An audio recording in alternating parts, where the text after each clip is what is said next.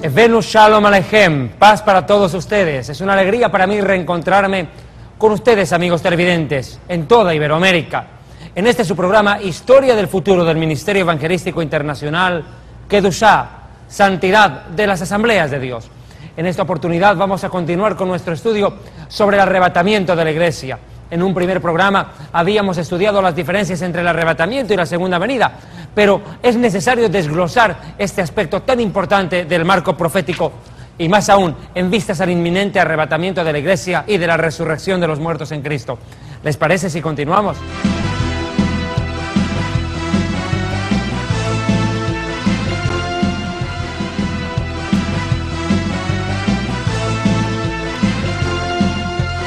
En este momento vamos a entrar a la diferenciación puntual entre estos dos acontecimientos. En principio, el arrebatamiento de la Iglesia, como lo dijimos en el programa anterior, atinge exclusivamente a la Iglesia, el pueblo redimido del Señor Jesucristo, Yeshua HaMashiach.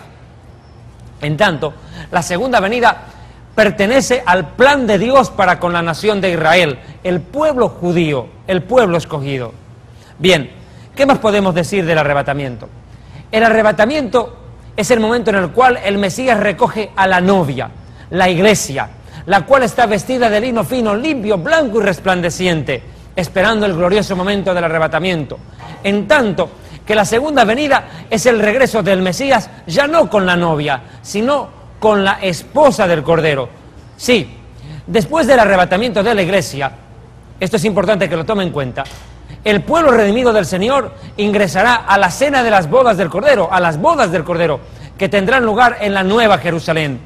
Cuando regrese la Iglesia a la tierra, vendrá en calidad ya no de novia, sino de esposa. Entre el arrebatamiento y la segunda venida hay 7 años de diferencia. Por favor, tomen en cuenta, 7 años de diferencia existen entre arrebatamiento y segunda venida. ¿Qué más podemos puntualizar? En el arrebatamiento, la Iglesia espera al Señor en el aire. Esto es importante. Dice la Escritura en Tesalonicenses capítulo 4, para recibir al Señor en el aire. La Iglesia sube y lo espera en las nubes. Y de pronto el cielo se abre y el Señor viene a recoger a la Iglesia del medio camino para llevársela a la casa del Padre, a la Nueva Jerusalén. En tanto, la segunda venida es cuando el Señor, el Mesías Yeshua, Jesús, pise, literalmente asiente sus pies sobre el monte de los Olivos que está enfrente de Jerusalén al oriente. Otra diferencia importante, en el arrebatamiento solo le verán al Señor Yeshua, al Señor Jesús, aquellos que hayan sido arrebatados o resucitados. Los demás no lo verán, no lo verán. Simplemente multitudes de personas habrán desaparecido del planeta. Y dirán, ¿y qué pasó con ellos? ¿Dónde están? En tanto que en la segunda venida, todo ojo le verá. Escúcheme bien, en la segunda venida, todo ojo le verá, porque bajará a la tierra, bajará a Jerusalén, a la ciudad santa, a la capital de Israel, descenderá el Mesías. Y todas las naciones, absolutamente todas, verán cómo se ilumina el cielo y el Mesías descenderá, visible, y no solo él. Vendrán los ángeles del cielo y después la Iglesia y también descenderá la ciudad santa, la Nueva Jerusalén. Jerusalén, la celestial, también descenderá. Literalmente, en la segunda venida, el cielo se viene abajo. ¿Qué más podemos decir? En el arrebatamiento, los creyentes, nacidos de nuevo, escúcheme bien, aquí yo no estoy diciendo cristianos nominales, no estoy diciendo gente con antigüedad dentro de la Iglesia, o gente que considere que Iglesia es una puerta de entrada, otra de salida, 8 ventanas y un techo. Eso no es Iglesia. Iglesia son aquellos que nacieron de nuevo, aquellos que reconocieron a Yeshua como su Señor y Salvador antes de morir. Escúcheme bien, antes de morir. ¿Por qué digo esto? Porque dentro de la religión tradicional romana se cree en el purgatorio, que es un lugar donde las almas van en un estado de espera y de sufrimiento, mientras se hacen misas aquí en la tierra a favor de ellos, para que luego de tanta burocracia como si fuera el gobierno, puedan pasar finalmente al cielo. Definitivamente eso no existe en la palabra de Dios. El que murió sin recibir al Señor en su corazón como Señor y Salvador, lamentablemente se pierde eternamente y será predicado el Evangelio del Reino como testimonio a todas las naciones. Predicad el Evangelio. El que creyere y fuere bautizado será salvo. El que no será condenado. no dice que irá al purgatorio, o va al cielo o va al infierno, no hay otro lugar de espera. Aclaro solamente eso. Y en el momento del arrebatamiento, como habíamos dicho, los muertos en Cristo, junto con los que estén vivos en aquel instante, serán arrebatados, tomados de golpe, en un abrir y cerrar de ojos, a los cielos para encontrarse con el Señor. Luego, habrá que puntualizar lo siguiente. En la segunda venida, el Mesías regresa con la iglesia. Y aquellos que se hayan quedado y que hayan sobrevivido a esos 7 años terribles de sufrimiento en la tierra, ingresarán al milenio, cuando el Mesías gobierne este mundo por 1000 años. ¿Qué más se puede decir acerca del arrebatamiento? El arrebatamiento tiene por propósito echar al diablo del cielo a la tierra, nuevamente. La Biblia dice en el Apocalipsis capítulo 12, que luego del arrebatamiento de la iglesia, Satanás levantará a todo su grupo de ángeles rebeldes y lo llevará al cielo a una batalla en los cielos. Pelearán, dice Apocalipsis 12, el ángel Miguel y sus ángeles contra Satanás y sus ángeles, pero no prevalecerá Satanás, será echado del cielo a la tierra. Y la Biblia dice en ese pasaje de Apocalipsis: ¡ay de los moradores de la tierra y del mar! Porque el diablo descendió a vosotros sabiendo que tiene poco tiempo, con gran ira. Pero alegraos, moradores de los cielos. Imagínense el contraste en el Apocalipsis 12. Los que se quedan en la tierra, en el rapto, mejor les fuera ni haber nacido. Porque el diablo con toda su ira será echado del cielo a la tierra después de un intento nuevo de rebelión, y perseguirá a la humanidad, y será el tiempo de mayor derramamiento de sangre jamás visto en la historia. En cambio, alegraos de los moradores del cielo. ¿Quiénes son los que están morando en ese momento en el cielo? La iglesia, la novia del Cordero, que ingresará a las bodas del Cordero para convertirse ya no en novia, sino en esposa. Y será tiempo de alegría. Gocémonos y alegrémonos, dice el Apocalipsis, porque han llegado a la cena de las bodas del Cordero. Mientras se alegran en el cielo, llorarán en la tierra. Será un tiempo terrible de dolor. En cambio, la segunda venida tiene un objetivo también para con Satanás. ¿Cuál es el objetivo para con Satanás en la segunda venida? Echarlo al abismo, apresarlo por 1000 años en las profundidades de la tierra. ¿Notó? Luego del rapto lo echan a la tierra, y luego de la segunda venida lo meten en prisión por 1000 años en el abismo, en las profundidades de la tierra, encadenado por 1000 años para que no engañe a las naciones.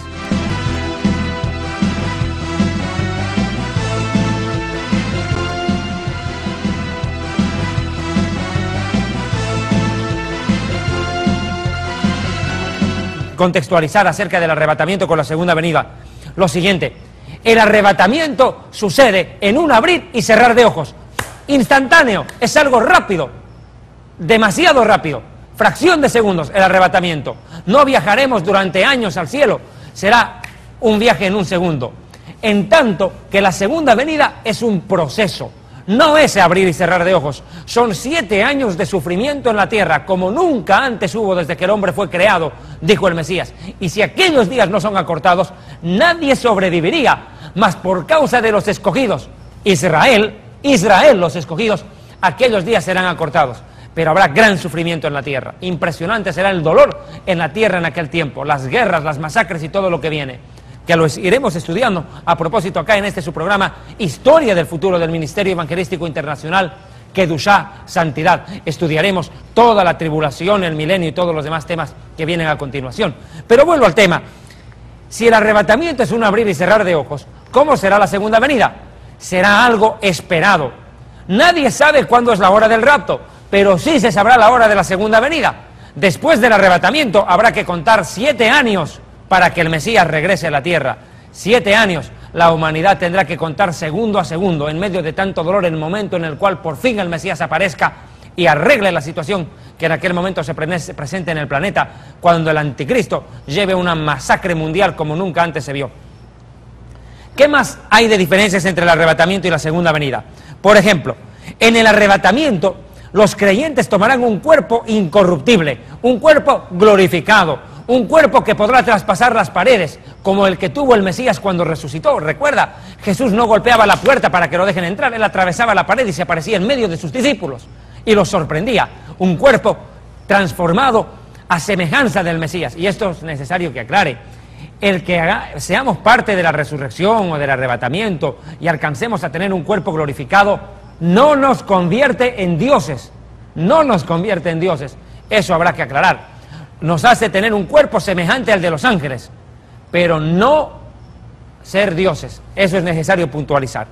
¿Qué más tengo que puntualizar? En cambio, en la segunda venida, la gente que haya sobrevivido a esos 7 años terribles en la tierra, ingresará con cuerpo natural, carne y hueso, sangre, tal como tenemos ahora nosotros, ingresarán al milenio. Y los de cuerpo glorificado, la iglesia, gobernarán a los que tengan cuerpo natural en el milenio, es decir, todas las naciones, empezando por Israel, que hubieran sobrevivido a esos 7 años de sufrimiento. ¿Qué más se puede decir del arrebatamiento en relación a la segunda venida? En el arrebatamiento el Mesías Yeshua desciende con voz de mando, con voz de arcángel y con trompeta de Dios. En la segunda venida no hay voz de mando ni voz de arcángel. Lo que ocurre es que el Mesías desciende del cielo y con la palabra de su boca herirá al anticristo y a las naciones que estén atacando a Israel en aquel momento. Otro detalle: en el arrebatamiento los ángeles no intervienen para nada, absolutamente para nada aparecen los ángeles. En cambio, en la segunda venida sí, vienen los ángeles del cielo detrás del Mesías para luego juzgar a las naciones y separar el trigo de la cizaña. Los ángeles separan el trigo de la cizaña, arrojan la cizaña y la lanzan al fuego. ¿Quiénes son la cizaña? Todos aquellos rebeldes que estén luchando contra Israel y traten de evitar que el Mesías regrese a la tierra. Aquellos que pelearán contra el Cordero, a los cuales al final el Cordero les vencerá porque es Señor de señores y Rey de reyes. ¿Notó? Aquellos rebeldes serán echados al fuego eterno. ¿Quiénes más o qué más ocurre de diferencia entre el arrebatamiento y la segunda venida? El arrebatamiento ocurre como ladrón en la noche. ¿Alguna vez algún ladrón le llamó por teléfono a su casa y le dijo: trin, trin, conteste usted, hola, sí, por favor, habla un ladrón, en 10 minutos estoy llegando a la casa a robarme todo? ¿Usted aceptaría eso? Ilógico, ¿verdad? El arrebatamiento ocurre como ladrón en la noche, sin aviso, intempestivamente. El Señor viene y toma lo que es suyo y se va. La iglesia es suya, se la lleva a la iglesia, arrebatada, raptada. En tanto, la segunda venida no es como ladrón en la noche, es como rey, a hacerse presente para defender a la nación de Israel y a su pueblo, para restaurarlo y levantarlo. Ese día, cuando el Mesías venga, será visible a todas las naciones. Todo el mundo verá al Mesías Yeshua descender a la tierra. Y ese momento todos los Yehudim, todos los judíos del mundo que habrán descubierto el engaño del anticristo, reconocerán a Yeshua como el Mesías, Yeshua HaMashiach, y me mirarán a mí, a quien traspasaron, dice la escritura en Zacarías. Me mirarán a mí, a quien traspasaron. La pregunta es, ¿cuándo lo traspasaron? Cuando vino por primera vez, y como dice Isaías 53 y Salmo 22, fue herido por nuestras rebeliones, molido por nuestros pecados. Y Salmo 22, el rey David escribe: mi corazón se derritió como cera, contar puedo todos mis huesos, perforaron mis manos y mis pies. La pregunta es, ¿cuándo al rey David le perforaron las manos y los pies para que diga eso en el Salmo 22? Obviamente el rey David no hablaba de él mismo, sino del sufrimiento del Mesías. Y cuando el Mesías regrese, le mirarán a quien traspasaron, y todos los judíos del mundo reconocerán a Yeshua como su Señor, y ahí se cumplirá la palabra que dice: y todo Israel será salvo. Y acá quiero hacer una aclaración puntual. ¿Cuál? Muchos teólogos, pastores, predicadores y creyentes piensan equivocadamente que la iglesia reemplaza a Israel en el plan de Dios. Escúchenme bien, queridos hermanos, eso no es así. Israel fue, es y será el pueblo escogido de Dios, y la iglesia debe orar por Israel, bendecir a Israel, porque en la paz de Israel está la paz de la humanidad. Orad por la paz de Jerusalén para que todos sean prosperados, dice el Salmo 122. Yo quiero que me comprendan esto, y me parece puntual y necesario resaltar. En el arrebatamiento el Señor viene como ladrón en la noche, ya lo hemos dicho. En la segunda venida, el Mesías regresa después de 7 años visiblemente para todo el mundo. ¿Qué detalle más puedo tomar al respecto? Los santos en el arrebatamiento son llevados al aire y ahí se encuentran con el Señor. En la segunda venida es el regreso, como lo dijimos, a Tierra Santa, a la ciudad de Jerusalén. ¿Cuándo será el arrebatamiento? En cualquier momento, puede ser hoy mismo. En cualquier momento será el arrebatamiento de la iglesia. Pero ¿cuándo será la segunda venida? 7 años después.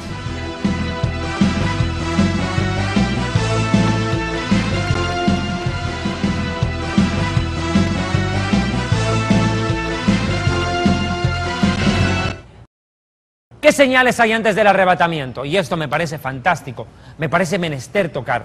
¿Qué señales hay antes del arrebatamiento? Las estudiaremos. Guerras y rumores de guerras, nación contra nación, reino contra reino, enfermedades, hambrunas, inmoralidad sexual como en los días de Sodoma y Gomorra.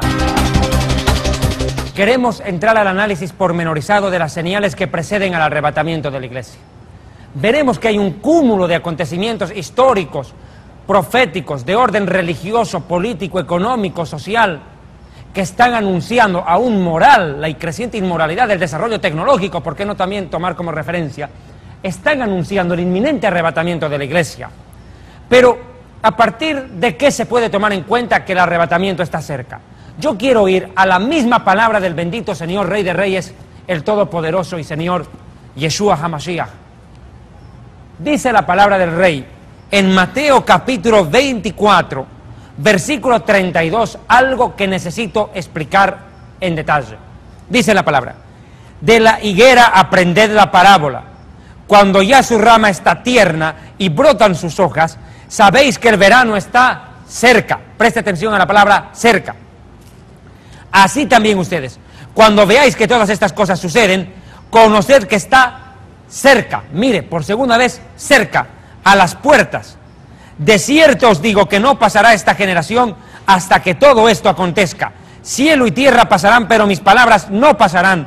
Pero el día y la hora nadie lo sabe, ni aun los ángeles de los cielos, sino solo mi Padre.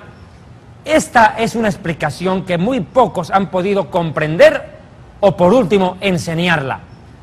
Porque existe un desconocimiento de lo que simboliza esta parábola. ¿Qué es la higuera? La higuera es el emblema de la nación de Israel.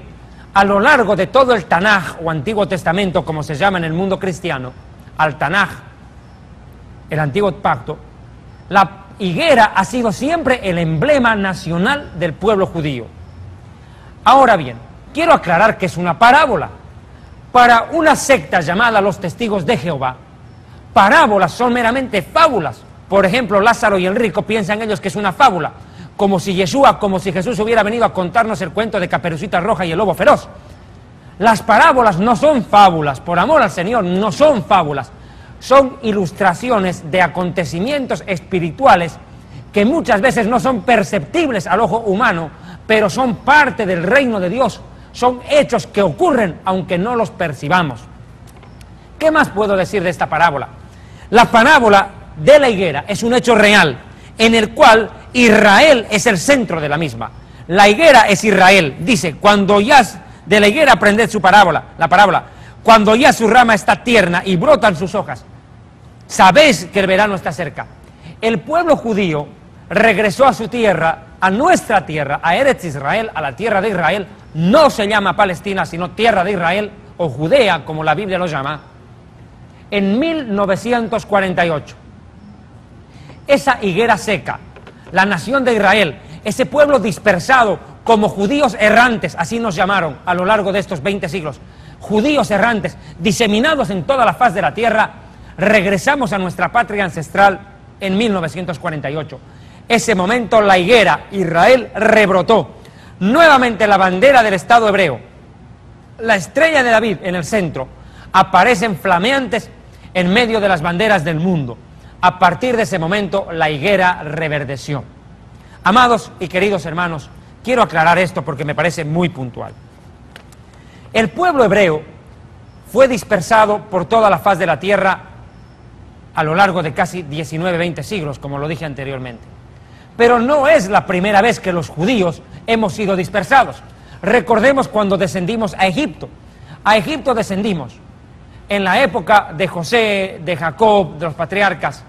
Y luego Dios levantó a Moisés, quien nos sacó de la esclavitud en Egipto, de lo cual se celebra, queda la celebración, mejor dicho, de la Pascua, el Pesaj. ¿Para qué Dios nos sacó de Egipto? Aquí está la pregunta. Para dos cosas. Para darnos la Torá, la bendita enseñanza del Altísimo, con sus 613 mandamientos. Y por favor, no vamos a ser tan ingenuos de seguir creyendo en nuestra ignorancia que fueron solamente 10 mandamientos lo que el Señor le dio a Moisés. Fueron 613 preceptos, ¿no es cierto? Era comer panes sin levadura, sacrificar animales, la fiesta de los panes sin levadura, la fiesta de tabernáculos, en fin, 613 preceptos ordenados por el Señor a través de Moisés a la nación de Israel. Uno, para eso nos sacó el Señor de Egipto, para darnos la Torá, sus mandamientos. Segundo, para hacernos ingresar a la tierra prometida, a la cual el Señor le ofreció a Abraham Avinu, a nuestro padre Abraham, que nos la daría a nosotros sus descendientes. Pero luego de haber ingresado a la tierra prometida, el pueblo hebreo, después de muchos siglos, fue dispersado. En el año 586 antes del Mesías, el emperador Nabucodonosor de Babilonia, Babilonia es el actual Irak, tomó cautivo al pueblo hebreo después de destruir el templo que Salomón tan suntuosamente levantara, y luego llevó en calidad de esclavos a los judíos a Babilonia. Ahí estuvimos 70 años, tal como el profeta Jeremías en el capítulo 25, versos 8 en adelante lo había descrito. Luego de esos 70 años, los judíos fuimos rescatados de nuestra esclavitud en Babilonia. ¿Para qué Dios nos sacó de Babilonia? Para dos cosas también. Para reedificar el templo. ¿Cuál templo? Aquel que Salomón había levantado y que los babilonios destruyeron. El segundo templo. Y segunda razón, la más importante de ella, esperar al Mesías, quien al final llegó. Yeshua HaMashiach, Jesús el Mesías, esperado por tantos siglos por mi pueblo, llegó en los días del segundo templo a Jerusalén. Ahí fue donde purificó el templo, donde echó a latigazos a los mercaderes, donde hizo grandes milagros. Hasta enseñó en el templo de Jerusalén, en el segundo templo, el Beit HaMikdash, el templo sagrado de Jerusalén, de Jerusalén. Nos llevó el Señor para reedificar el templo y esperar al Mesías. Pero aquí ocurrió algo impresionante. Yo quiero ir a Mateo capítulo 24 nuevamente, y es a lo que quiero llegar en esta predicación, en esta enseñanza que estoy desarrollando para ustedes, amigos televidentes de Iberoamérica. Mateo capítulo 24, tengan la amabilidad de ver el versículo 1. De este segundo templo del cual hablará el Mesías. Vea, Mateo 24, 1. Cuando Yeshua salió del templo, del Beit HaMikdash, del segundo templo de Jerusalén, y se iba, se acercaron sus talmidim, sus discípulos, para mostrarle los edificios que circundaban y el mismo templo. Respondiendo Yeshua les dijo: ¿veis todo esto? De cierto os digo que aquí no quedará piedra sobre piedra que no sea derribada. Exacto. El segundo templo, al igual que el primero, fue destruido. ¿Quiénes lo destruyeron? El primero fue destruido por los babilonios. El segundo templo fue destruido por el Imperio Romano, que el 6 de agosto del año 70, después del Mesías, fue arrasado e incendiado, como veremos en las imágenes que acompañan a este programa, incendiado por orden del emperador Tito. El emperador Tito fue quien ordenó la destrucción. El general Tito, por orden de Vespasiano, ordena el incendio de Jerusalén, la destrucción del templo sagrado, y a partir de eso comenzó una etapa calamitosa para mi pueblo, para el pueblo judío. Fuimos deportados de nuestra tierra, echados a vagar por las naciones del mundo, pero lo más curioso de ello es que ya Yeshua lo había advertido. No solo advirtió Jesús que el templo sería destruido, sino que la ciudad de Jerusalén sería destruida y que los judíos seríamos llevados como esclavos a todas las naciones del mundo. Quiero leer Lucas 21, 24. Y por favor, tengan la amabilidad, si me lo permite. Estoy tomando como referencia el libro Historia del Futuro, escrito por quien les está predicando este momento, y es un libro que está a su alcance y les va a servir de mucho, no sin antes mencionar también el libro Jerusalén y la Tierra Prometida, que contiene el plan de Dios para la nación de Israel, con la historia, el origen, la historia y el plan de Dios para el pueblo hebreo.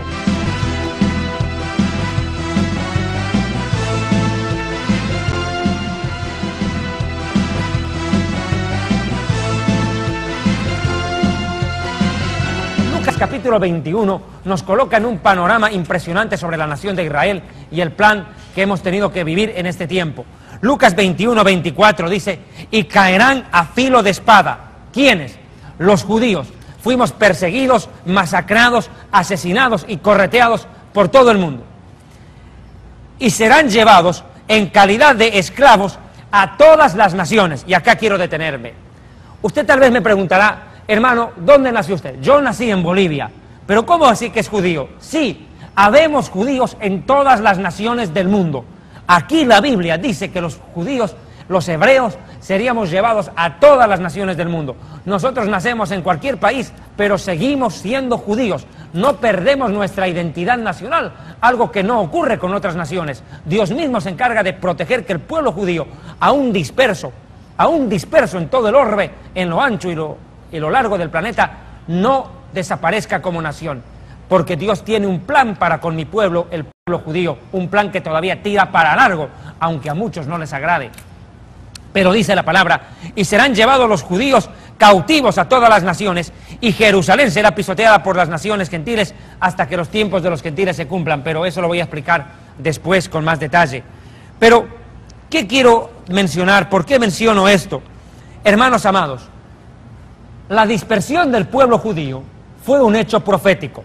Comenzó 70 años después de Cristo, después de Mashiach. Fuimos llevados a todas las naciones hasta 1948.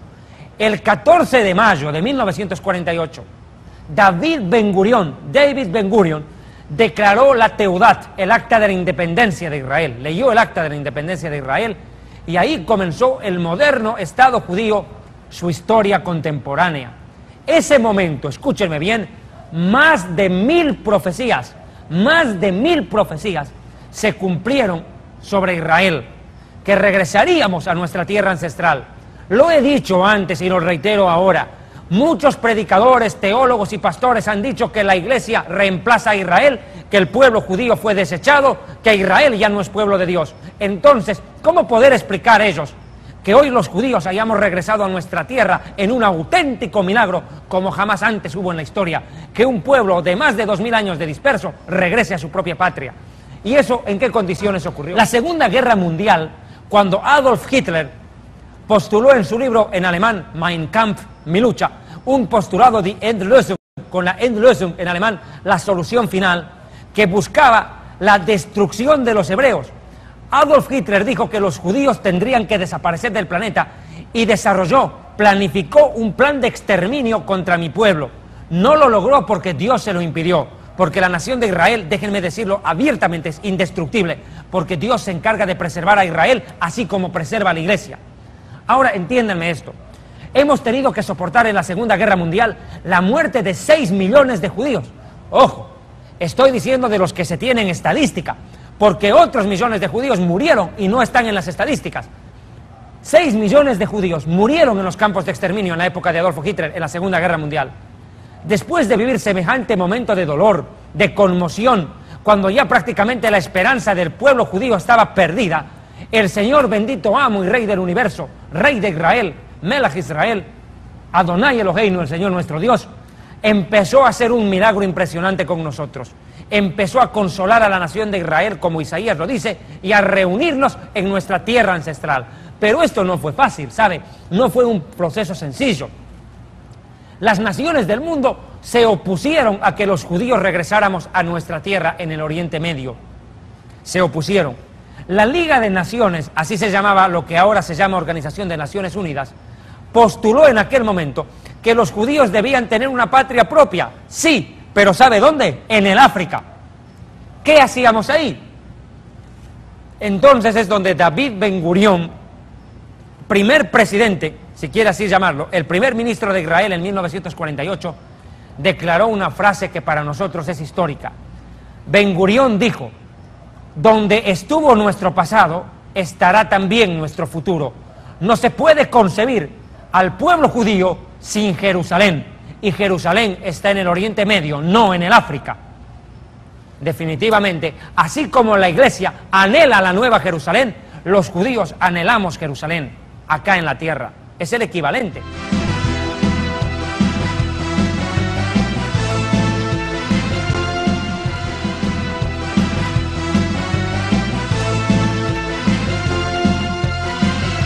Que es figura de la iglesia, es Israel. Ahora, entiéndame bien y compréndame esto. Los hebreos regresamos a nuestra tierra después de estar desperdigados por todo el mundo. El Señor dice claramente, dice en Ezequiel 12:15, y sabrán que yo soy el Señor cuando los esparza entre las naciones y los disperse por la tierra. Haré que algunos de ellos escapen de la espada, del hambre y de la peste, lo que ocurrió en la Segunda Guerra Mundial. y para que cuenten a todas las abominaciones de entre las naciones a donde llegaron y sabrán que yo soy el Señor. Definitivamente, el pueblo judío sufrió una dispersión terrible a lo largo de la historia de estos 20 siglos. Pero no solo es eso, muchos se opusieron al regreso de los judíos a nuestra tierra, aduciendo lo siguiente: no, ustedes se fueron de aquí, ahora esta no es su tierra. ¿Qué dice Dios de ello? La Biblia dice en Génesis 1:1 que en el principio Dios creó los cielos y la tierra. Por tanto, el propietario de la tierra son los chinos, las Naciones Unidas, los árabes, los palestinos o los judíos. ¿Quién es el dueño de la tierra? Dios, porque Dios creó la tierra, Él es el dueño de la tierra. Pero mire lo que dice Levítico 25:23, para aquellos que quieren y piensan que Israel ya no tiene derecho por haber estado disperso y haber estado fuera de nuestra tierra. Levítico 25:23 dice: la tierra no se venderá a perpetuidad, porque la tierra mía es, y ustedes son forasteros y extranjeros para conmigo. Acá deja claro el Señor que eres el dueño de la tierra y que Él la entrega a la nación de su predilección, la nación de Israel en este caso. La palabra de Dios dice en Levítico también que aún así estemos dispersos en la tierra de nuestros enemigos. Vean Levítico 26:44, dice: y con todo esto, estando los hebreos en tierra de sus enemigos, yo no los desecharé. Y preste atención, yo no los desecharé. Cuán semejante a lo que dijo Rabino Saulo o apóstol Pablo en Romanos 11, cuando dice: desechó Dios a su pueblo Israel, al cual desde antes conoció. No, en ninguna manera, porque yo también soy israelita de la tribu de Benjamín. Y es tanto esto que Romanos 1:16 dice que el evangelio es salvación para todo aquel que cree, al judío primeramente y luego al gentil. ¿Se dan cuenta? La nación de Israel sigue siendo el centro del corazón de Dios, gústeles o no a muchas personas. Ahora mire, la nación de Israel dice que estaría dispersa en tierra de sus enemigos, pero aquí la palabra de Dios dice que el Señor no nos desecharía, Levítico 26:44, invalidando mi alianza con ellos, porque yo soy el Señor su Dios. Imagínense, no hay nada que borre el derecho legítimo de Israel sobre la tierra en el Oriente Medio. Ahora, el regreso del pueblo judío suscitó una serie de conflictos de los cuales hablaremos en los siguientes programas con el pueblo palestino y el mundo árabe, que se opone a la permanencia de Israel en esa región, en el Oriente Medio, desgraciadamente para los terroristas musulmanes, aclarando que no todos los musulmanes son terroristas. Algunos fanáticos terroristas consideran a Israel como una espina en el ojo, e Israel es insoportable para los árabes, para esa facción árabe que rechaza la permanencia del pueblo judío en nuestra tierra ancestral. Ahora mire, y vuelvo a esto que Jesús dijo. Dijo el Señor que la higuera reverdecería. Dice el Señor, cuando la higuera reverdezca, de la higuera aprended la parábola, cuando ya su rama está tierna y brotan sus hojas. ¿Qué quiere decir con brotan sus hojas? Israel está en un desierto. Lo más impresionante de ello es que Isaías predijo que el desierto reverdecería. Reverdeció. En efecto, el desierto reverdeció. Hoy Israel, estando en el desierto, es el más grande exportador de frutas para Europa desde el Oriente Medio. Impresionante, ¿verdad? Israel empezó a producir cantidad de alimentación, cantidad de alimento que los mismos europeos consumen. Ahora mire, y dice el Señor, viendo esto, sabéis que el verano está cerca. ¿Cuál es el verano? El Mesías. ¿Qué es lo que está diciendo el Señor en este pasaje? Yeshua está diciendo a sus discípulos que cuando vean a los judíos regresar a su patria, cuando nos vean a los hebreos retornar a nuestra tierra prometida, sepan que el verano está cerca. Muchos predicadores inclusive dieron fechas para el arrebatamiento, cuando nadie debe darlas. Y dijeron que el Señor viene tal fecha o cual fecha, y se equivocaron. ¿Por qué? Porque ellos dieron fechas de arrebatamiento aún antes de que los judíos regresáramos a nuestra tierra. Amados hermanos, el arrebatamiento de la iglesia no se podía dar mientras los hebreos no retornemos a nuestra patria. Esa es la primera condición para que exista rapto, que cuando la iglesia se va, Israel se queda en su propia tierra a predicar el evangelio y alcanzar la salvación. Ahora quiero detallar esto más, si me lo permiten. Mateo 24:32, volvamos por favor, dice textualmente la palabra del Señor: de la higuera aprended de la parábola, cuando su rama está tierna ya y brotan sus hojas, sabéis que el verano está cerca, cerca. El Señor está cerca a arrebatar a la iglesia, está a un paso de hacerlo. verso 33. Así también ustedes, cuando vean todas estas cosas, a los judíos regresar, persecuciones, guerras y conflictos, conoced que está cerca, nuevamente, cerca, a las puertas. ¿Qué cosa está a las puertas? El arrebatamiento. 34. De cierto os digo que no pasará esta generación sin que todo esto acontezca. Este debe ser uno de los versículos menos entendidos de todo el Nuevo Testamento. ¿Qué quiere decir el Mesías con de cierto os digo que no pasará esta generación? Primero, quiero hacer una aclaración. Como sociólogo y abogado, puedo este momento explicar lo que es una generación. La generación es un sinónimo de época. Época o generación son sinónimos. ¿Qué está diciendo el Señor? Que la época en la cual la higuera reverdezca, la época en la cual los judíos regresen a su tierra, es el momento preciso en el cual ocurrirá el arrebatamiento de la iglesia. ¿Cuándo reverdeció la higuera? En 1948. ¿Cuándo es el arrebatamiento? Nadie lo sabe. Nadie sabe cuándo es el día, nadie sabe cuándo es la hora, el mes o el año para el arrebatamiento. Escúcheme, nadie sabe cuándo es la hora, día, mes o año del arrebatamiento. Pero sí se sabe cuándo es la época. ¿Cuándo es la época en que el Señor recoge a la iglesia? Cuando los judíos regresen a su tierra. Esto comenzó, lo repito una vez más, a partir de 1948. Les estoy diciendo que desde 1948 para acá, tengan por hecho que el arrebatamiento ocurrirá ya. Y usted debe vivir en santidad. Antes se predicaba, el Señor viene pronto, el Señor viene pronto. Hoy ya no se debe predicar eso. El mensaje cambió. El Señor viene ya. Y sin santidad nadie verá al Señor. Es momento en el cual la iglesia deje la tibieza, la hipocresía, la superficialidad. Entendamos algo. El Señor está interesado no en nuestra bendición, no en nuestra prosperidad, sino en nuestra santidad y obediencia. Que hagamos la voluntad del Señor para no ser dejados atrás, para no ser dejados de lado cuando suene la trompeta y el bendito Mesías recoja a la iglesia para llevársela a los cielos.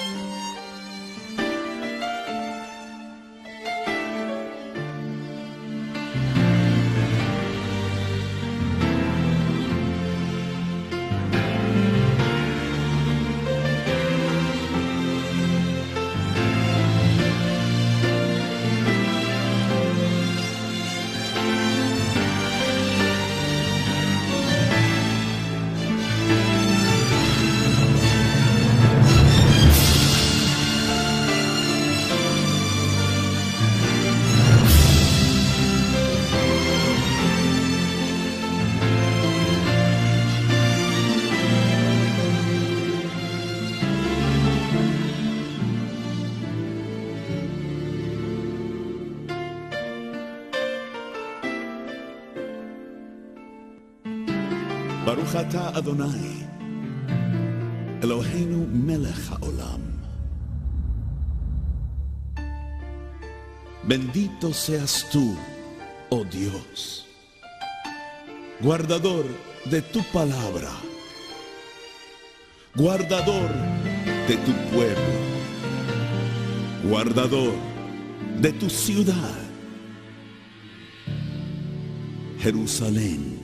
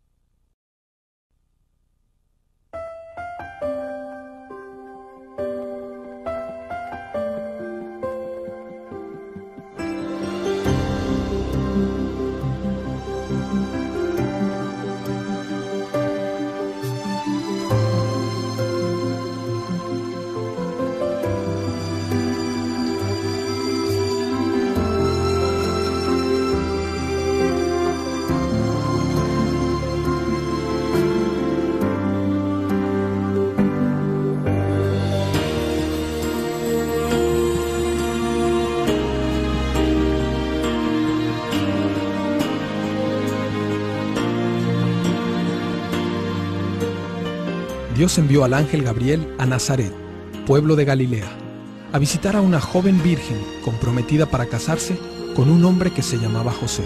Ante estas palabras, María se perturbó. No tengas miedo, María.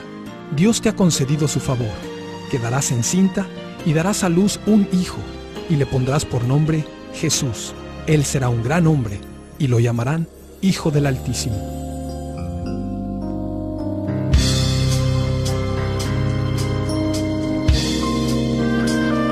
José fue hasta Belén, la ciudad de David, para inscribirse junto con María, su esposa. Ella se encontraba encinta, y mientras estaban ahí, se le cumplió el tiempo. Así que dio a luz a su hijo primogénito. Lo envolvió en pañales y lo acostó en un pesebre, porque no había lugar para ellos en la posada.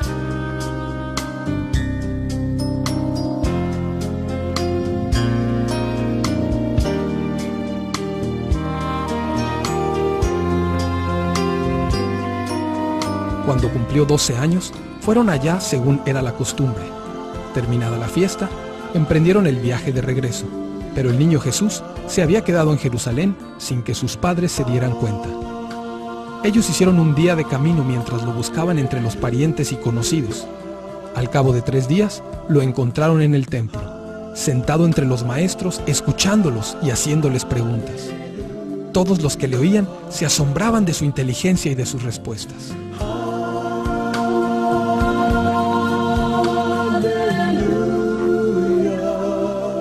Enseguida, al subir del agua, Jesús vio que el cielo se abría y que el Espíritu bajaba sobre él como una paloma.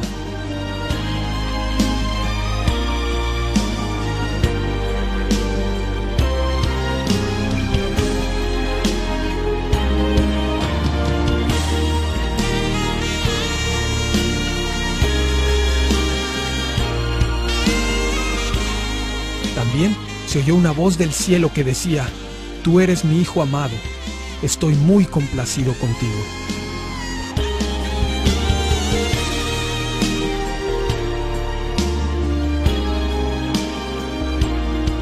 Jesús se puso en camino y las multitudes lo apretujaban.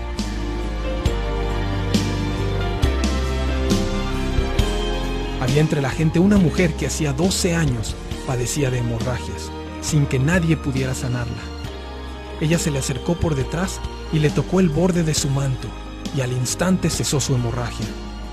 «¿Quién me ha tocado?», preguntó Jesús. «Yo sé que de mí ha salido poder». La mujer se acercó temblando y le dijo: «Hija, tu fe te ha sanado, vete en paz».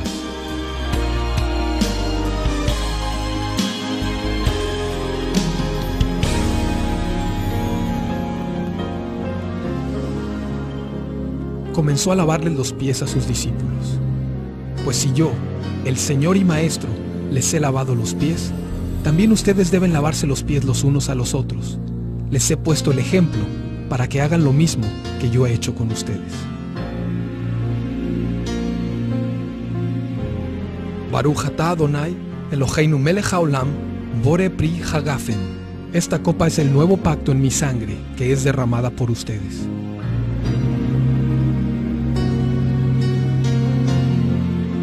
Baruch atah Adonai, Eloheinu melech haolam, asher kirushanu v'mitzvotav betzivanu al netilat yadayim.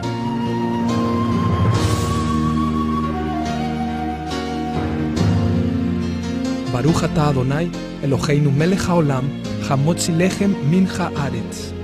También tomó pan, y después de dar gracias lo partió y se lo dio a ellos, y dijo: este pan es mi cuerpo, entregado por ustedes. Hagan esto en memoria de mí.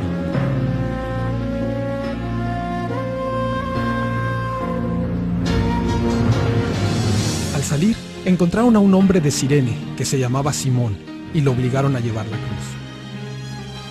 Lo seguía mucha gente del pueblo, incluso mujeres que se golpeaban el pecho lamentándose por él.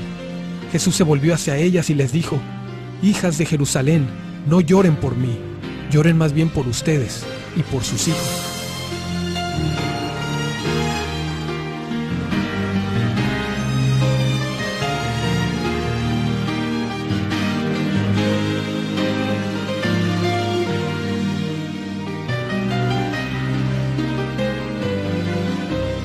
Esto sucedió para que se cumpliera la escritura que dice: se repartieron entre ellos mi manto, y sobre mi ropa echaron suertes. Eran las 9 de la mañana cuando lo crucificaron, junto con los criminales, uno a su derecha y otro a su izquierda.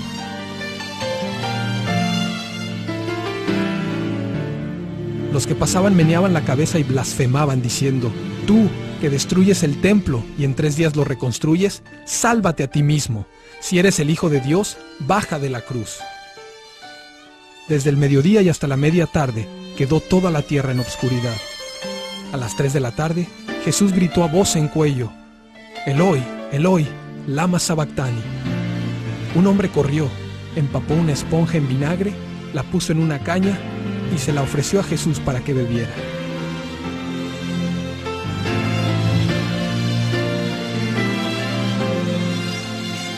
Entonces Jesús volvió a gritar con fuerza y entregó su espíritu.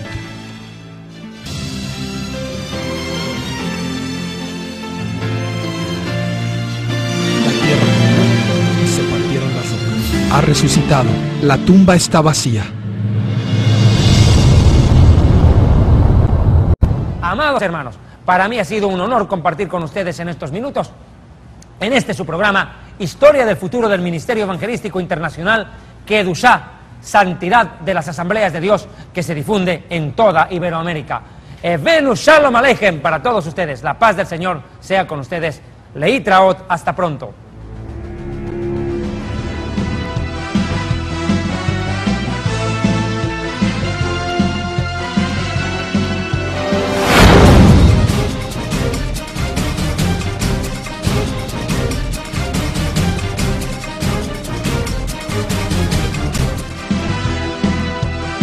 Él tiene una inquebrantable fe en la venida del Mesías, al que espera en toda hora y sabe que no lo defraudará.